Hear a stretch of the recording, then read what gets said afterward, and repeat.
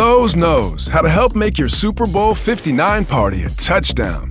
Let us help you prep your home to host with top brands like Charbroil, Blackstone, and LG, so you can be the MVP of game day. Plus, use the Lowe's app to find what you need for a seamless shopping run. Or huddle up with our Lowe's Red Vest associates to help make all your game time hosting decisions.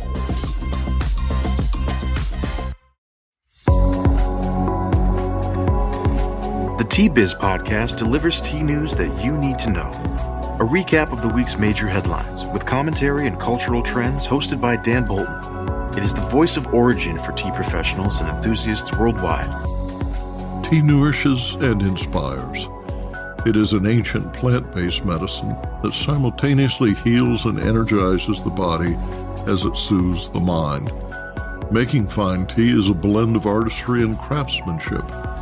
The $200 billion tea trade is fundamentally local, yet exerts global influence, employing millions to enhance the well-being of all.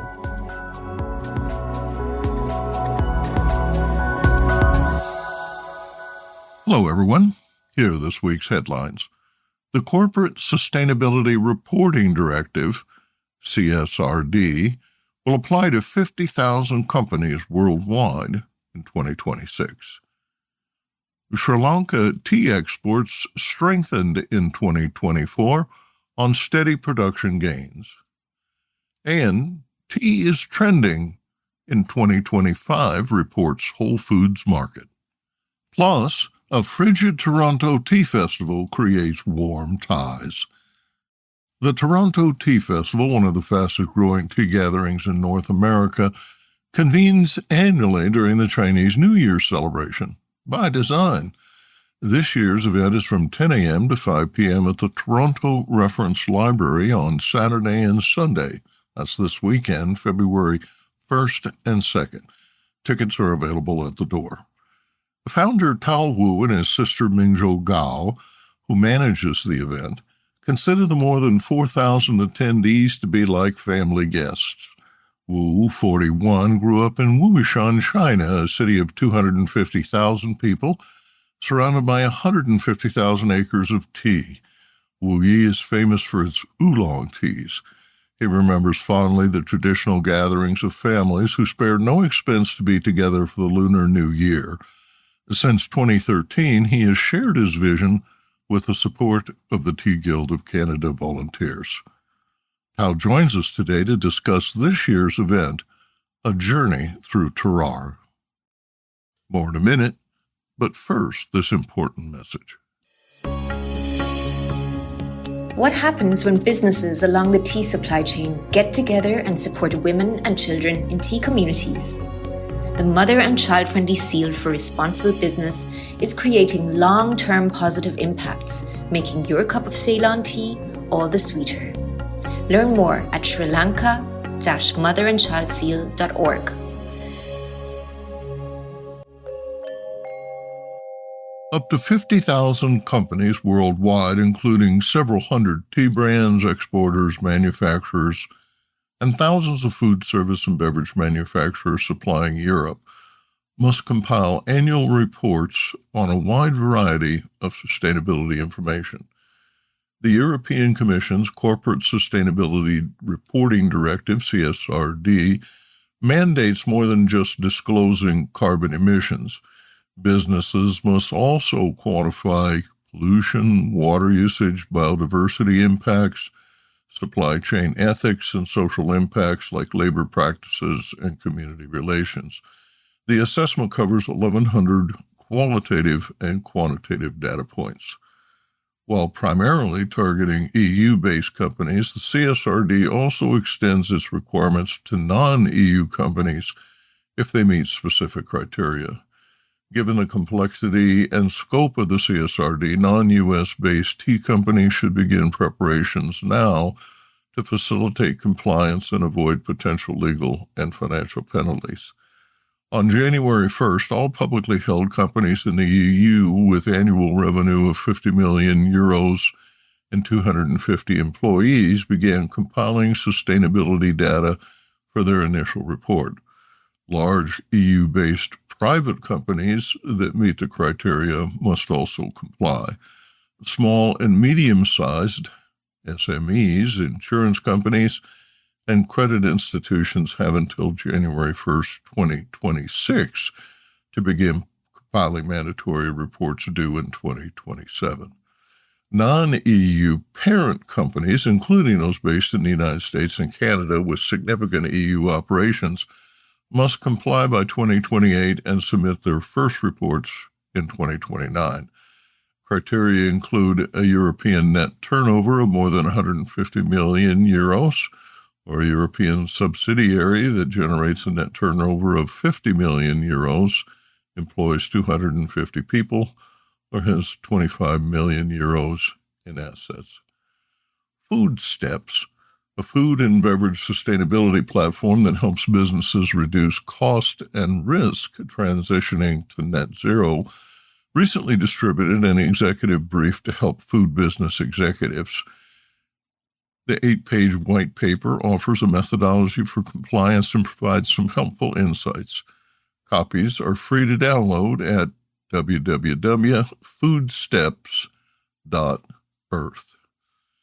Food systems account for nearly a third of global greenhouse gas emissions and are the leading driver of biodiversity loss, writes Food Steps. Quote, to avoid the catastrophic consequences from both the climate and ecological crises, we must bring positive change to our food systems, and fast, end quote. Business Insight. Richard Barker, a professor at Oxford University Business School and a member of the International Sustainability Standards Board, writes that, quote, transitions such as these are not philanthropic, but business decisions to enhance economic value. Companies that better manage climate-related risks and opportunities will be the suppliers of choice. Viewed in terms of share price performance and access to capital, investors want to understand how any business is responding to these risks and opportunities. Reporting on sustainability to investors is not a compliance exercise, but a communication of value creation and business resilience, end quote. Ceylon Tea experienced a year of recovery and growth with increases in both earnings and volume and expansion in market share with several trading partners. Revenue from Sri Lankan tea exports totaled $1.43 billion U.S., about 433 billion rupees, through December 2024, compared to sales totaling $1.31 billion in 2023. Volume topped 245 million kilos, a 9% increase year-on-year of 3.9 million kilos compared to 2023. Tea production in December totaled 21.7 million kilos. Quote, all elevations recorded an increase compared with the corresponding month in 2023, end quote, according to the Tea Exporters Association of Sri Lanka. The free on-board average price per kilo for this period stood at about $5.84 per kilo. That's roughly 1,763 rupees, up 43 cents from an average of $5.41 per kilo in 2023.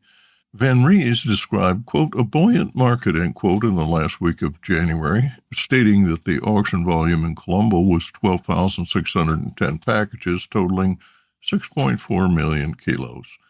Quote, the leafy market was strong. Cumulative production, January through November 2024, totaled 239 million kilos, up 1% compared to the same period in 2023. The mix of trading partners is stable, and the amount of tea they buy is on the upswing.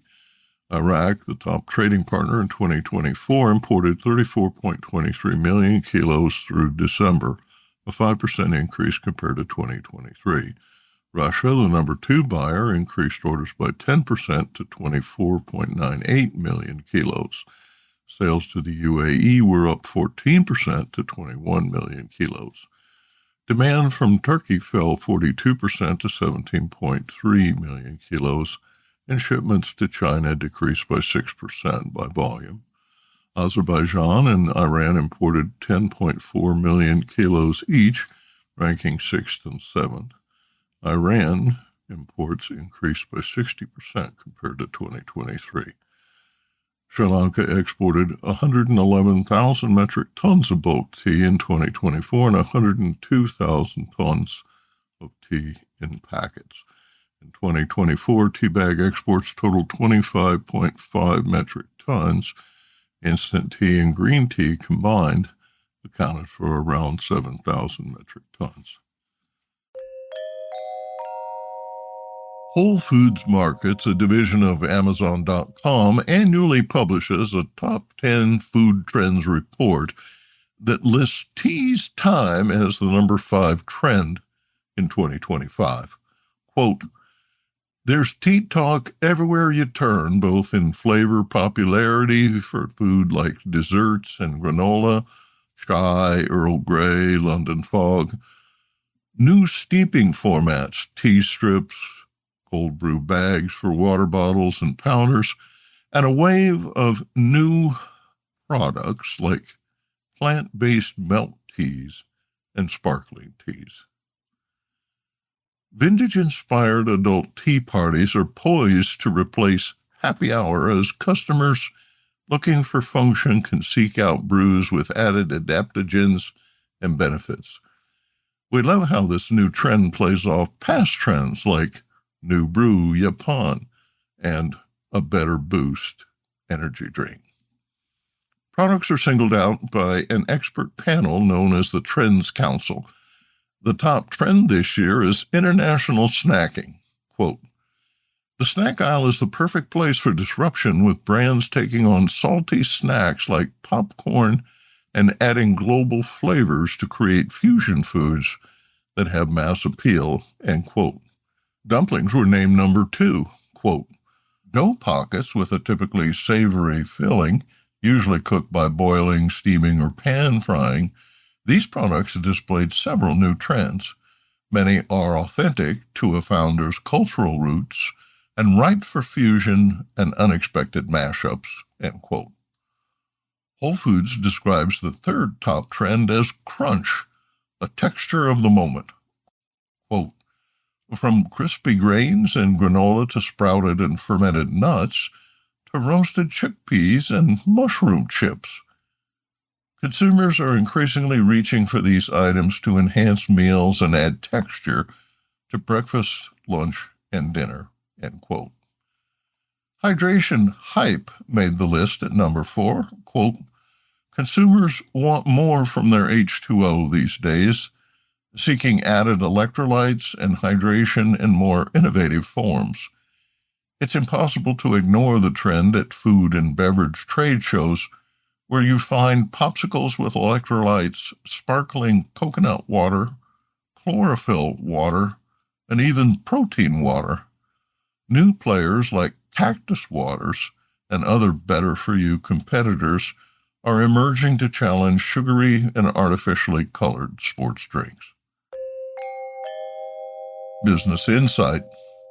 My favorite section of the report is Try the Trend, which lists specific products available at Whole Foods that caught the Trends Council's eye.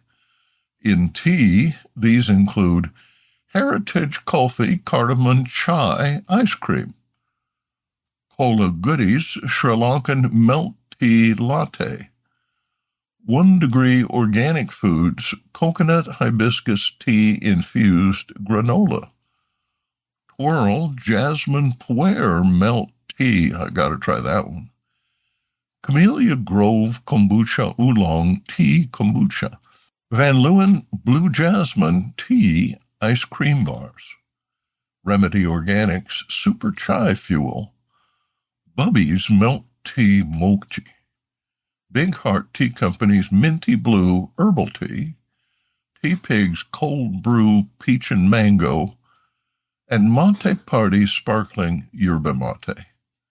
Whole Foods offers 2 more examples as private label offerings. Whole Foods Market Bakery Figgy Foggy Chantilly Cake, and Whole Foods Market Bakery Vanilla Earl Grey scone.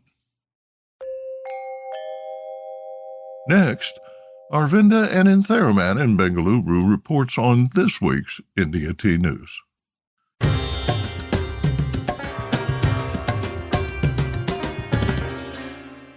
India Tea News for the week ending 31st January 2025. With first flush round the corner, tea producers in Darjeeling and Assam are being vocal with the concerns and demands. Several planter bodies in Darjeeling have written to the tea board and the government, flagging the tea problems. In a letter written to the tea board by the Indian Tea Association on 28th January, they've offered insights into how imports are handled by Kenya, Sri Lanka, and Indonesia, which could be something India can adopt. Regarding regulation, food safety requirements, and expectations. They've also asked for a mandatory auction for teas imported from Nepal. The Small Tea Growers Association of Jalpaiguri has written to the West Bengal government on the early closure of gardens as stipulated by the tea board last year and explained why this affects them negatively. The Northeast Confederation of Small Tea Growers has written to the Prime Minister regarding the uncontrolled import of tea from Kenya, Nepal, and other countries on India's domestic tea industry. They point out the irony of stopping plucking early in winter to prevent oversupply while importing high volumes of tea. The planters' bodies have also flagged data discrepancies related to imports. As per Tea Board of India data, between January and October 2024, the total import was 16.47 million kilos, with 1.63 million kilos from Kenya and 13.01 million kilos from Nepal. However, data published by the Kenyan Tea Board points to an export of 11.53 million kilos from Kenya to India and a 288% increase in import volume. That makes India the largest importer of Kenyan tea for 2024. The average sale price was 156 rupees per kilo.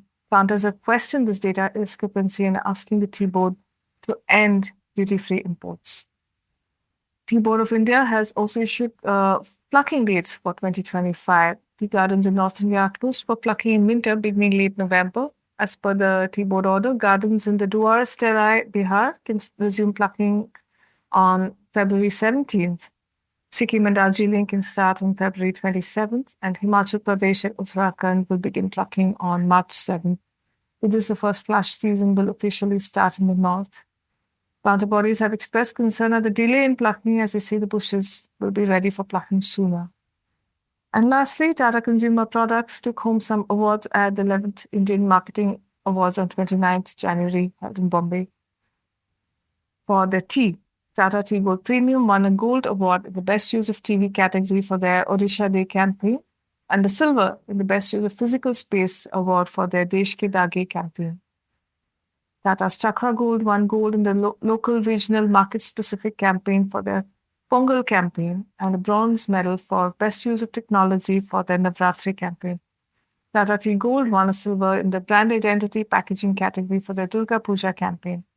The brand has been customizing its advertising for regional audiences with a hyper-local approach to acknowledge cultural and regional tea preferences. Really, that's paying off. And now, a word from this week's sponsor. Hi, I'm Nish.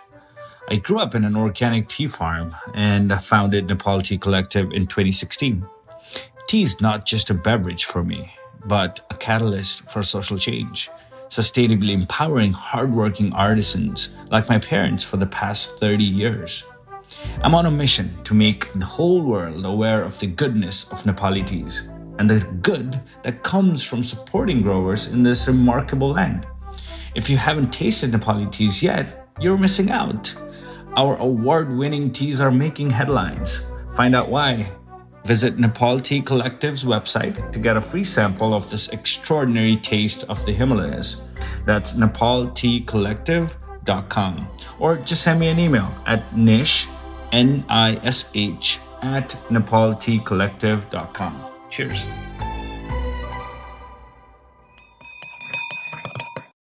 The Toronto Tea Festival, one of the fastest-growing tea gatherings in North America, convenes annually during the Chinese New Year celebration, by design.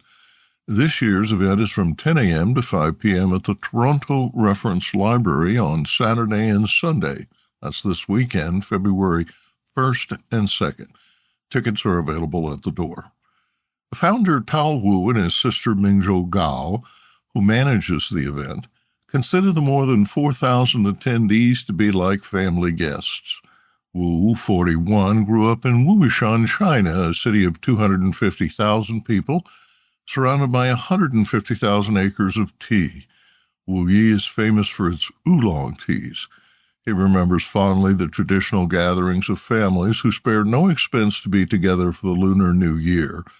Since 2013, he has shared his vision with the support of the Tea Guild of Canada volunteers. Tao joins us today to discuss this year's event, A Journey Through Terroir.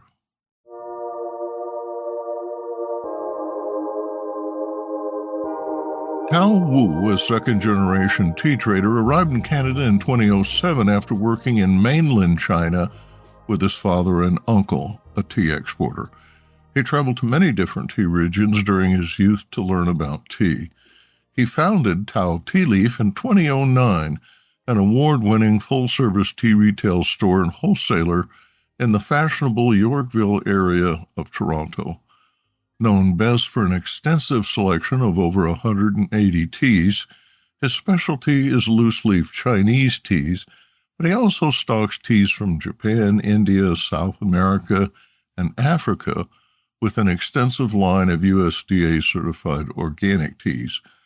Tao is a graduate of George Brown College and is a certified sommelier.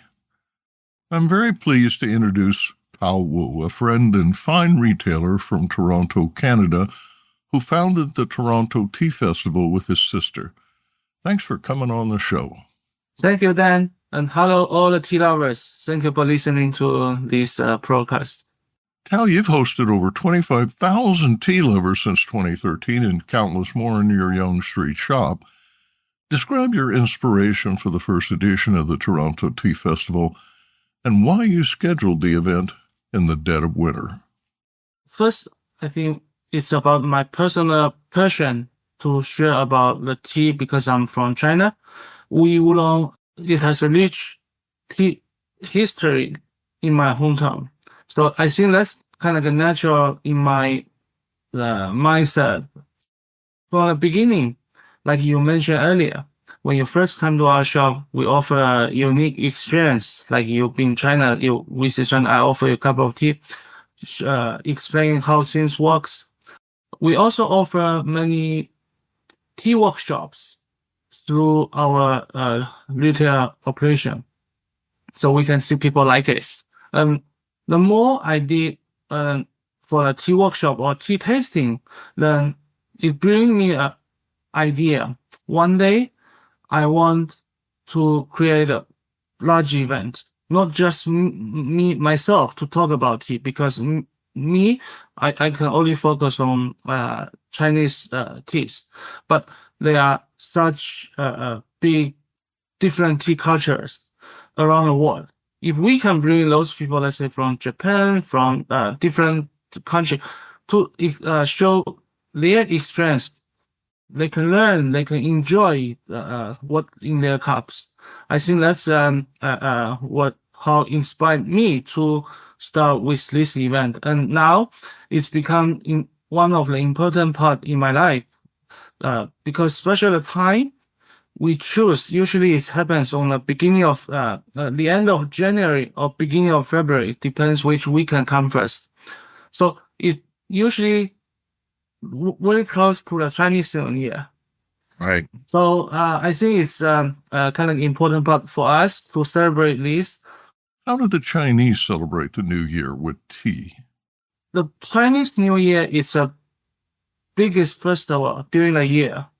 All the family members gather together. So it doesn't matter how far you are, people are trying back home to celebrate this New Year with their families.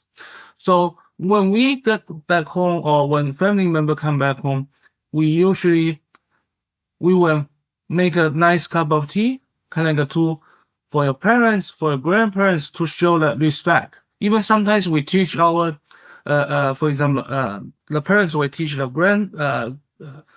children to give a cup of tea to their grandparents to show that respect.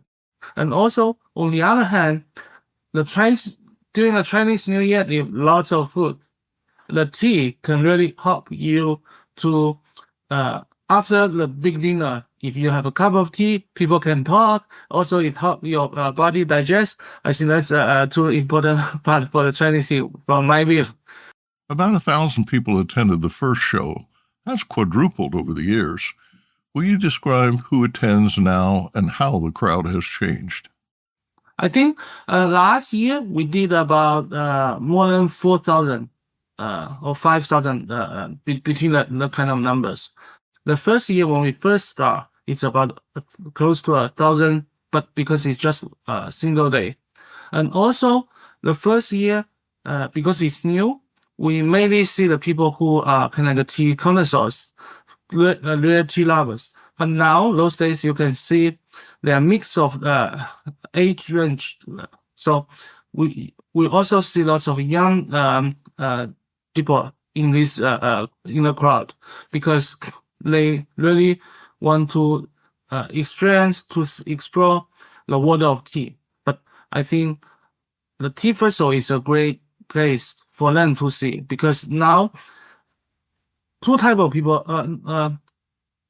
now mixed type of tea drinker will come. Doesn't matter they are casual tea drinker, they just want something in their cup, or they really into tea like tea lovers. They want to learn from the tea expert. Because what we do, we have we invite the tea vendors, tea experts for the workshops, and also like from the tea ceremonies from each country to show the diversity of the tea from around the world.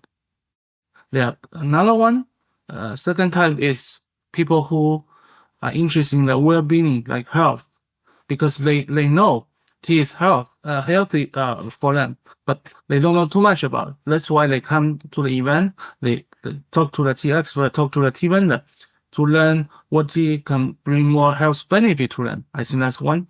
Second one. The last one will be for example, people who are really into food culture, like foodies. So because tea is part of important drink in the food. So I think there are lots of things to learn. As you can see, tea you can drink by itself. You can add sugar and milk. You can even people cook with tea. So there are many ways. So I think this also bring part of audience to the event. Will you tell me a little bit about what you see as trends among the tea sellers at the show? First, it's not a trade show. It's all like we can call like a tea lovers show or consumer show. When there comes the event, they can talk to the tea drink directly. They can receive some direct feedback from people who drink their tea. It's a very friendly environment. People make good connection there. Doesn't matter it's tea lover or tea vendors. So they make friends. They can share their insight of tea products. Or they can see other vendors who they are selling. I think that's also help to develop their own products. We see the vendors. We have many vendors. They keep returning back from the first time, which means that's another sign to show they are happy with the result. This year's themes include pairing tea and foods and a better understanding of terroir. Which workshops over the years have been the most popular? One is the tea ceremony because that's very visualized workshop. People can see, and the people who demonstrate the tea ceremony, they making their tea in very different way, and they are dressed in a kind of traditional clothing. So I think that's the first very visualized. People can see, then that brings lots of people. And two is like the tea workshop from tea expert, like Kevin from Convenes Analysis. So Kevin give great insight behind how tea being produced, how is the tea life in the local than how they bring to North America. I think people are really interested in the rich history, story, experience behind that too. And also, the third part is the health benefit, because people really want to know what tea can help them to keep stay healthy. And then other kind of foodie culture thing. Like this year, we're gonna have wine and tea tasting, which is sponsored by the Niagara College. So this is a very unique event people like to see, because, in general, people will never connect tea with, for example, wine or other food. But in the past, we done, I think, tea and chocolate, tea and wine, and this 1 year we did a tea and cocktail is very popular, because those give attendees an idea what they can use this tea for to experience in their own life. They can do that way by themselves. They want to experience that. What has surprised you most about the show? I think a big surprise for a show is we keep seeing it's growing. I think now it's actually become a challenge for me, because in one way, we like to see a crowd, but on the other way, we want to offer a better experience for the attendees. For example, some people say, because it's too crowded, they don't have a chance to really spend some time with the vendor to talk, to see this. So I think that's become a sweet program for us. We're looking for a big venue to how to grow the tea festival.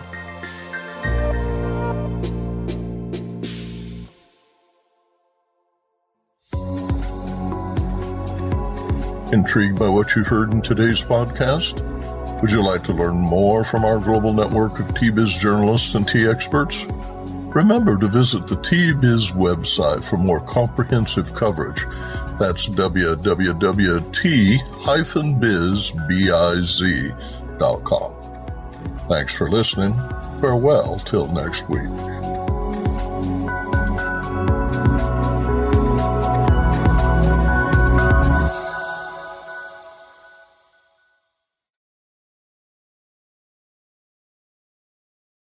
Now Taxes is 100% free when you file in the TurboTax app if you didn't file with us last year. Oh, yeah? Yeah, just do your own taxes in the app by 2/18. What if I have lots of forms? All good, all 100% free. What if I had 3 jobs? Still 100% free. What if I once saw Bigfoot? That has nothing to do with taxes, so still 100% free. Now that's what I'm talking about. Now this is Taxes. See if you qualify in the TurboTax app. Excludes TurboTax Live, must start and file in app by 2/18. Produced by Adavita Studios. Connect your voice to the world.